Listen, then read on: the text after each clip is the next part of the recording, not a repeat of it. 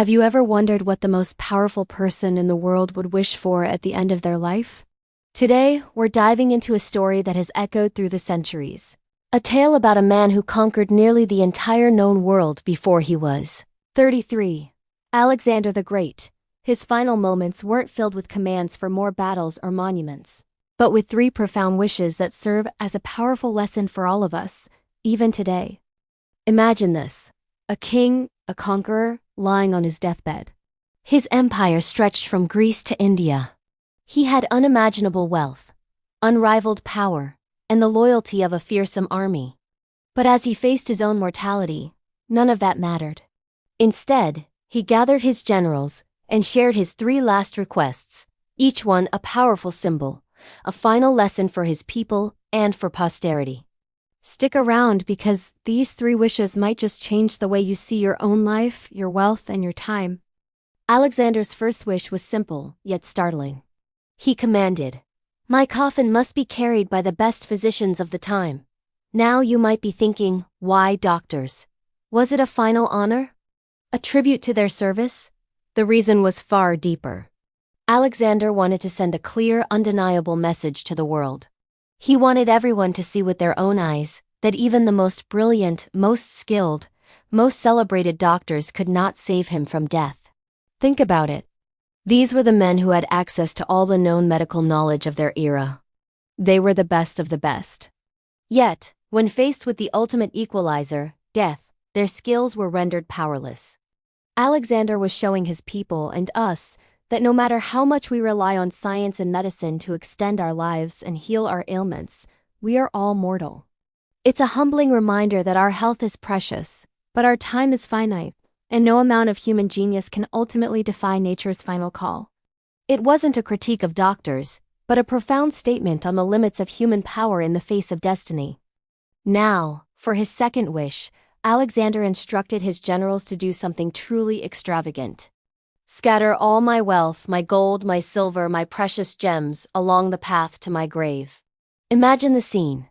A funeral procession, not marked by solemn flowers, but by a glittering trail of treasure, carelessly strewn on the ground. Why would a man who spent his life accumulating this immense fortune want it thrown away like common gravel? The symbolism here is just as powerful as the first wish.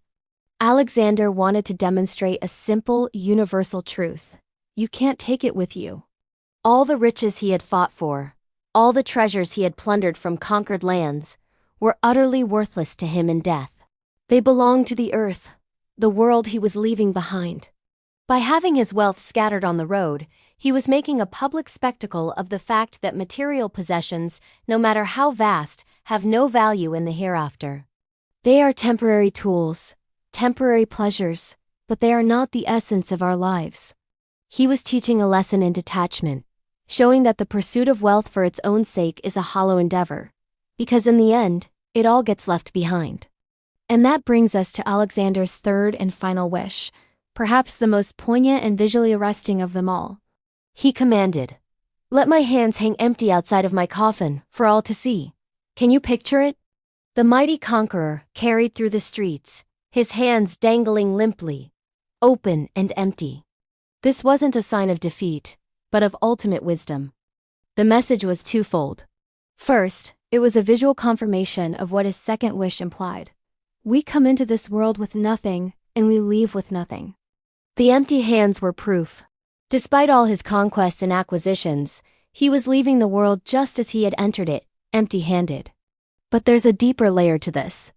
By showing his open hands, Alexander was also symbolizing that the most valuable asset he ever possessed was not something he could hold.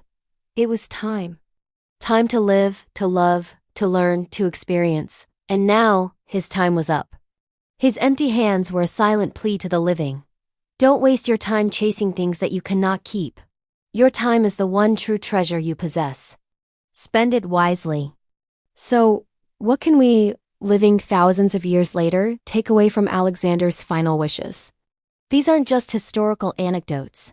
They are timeless lessons in living a meaningful life. The first wish teaches us humility.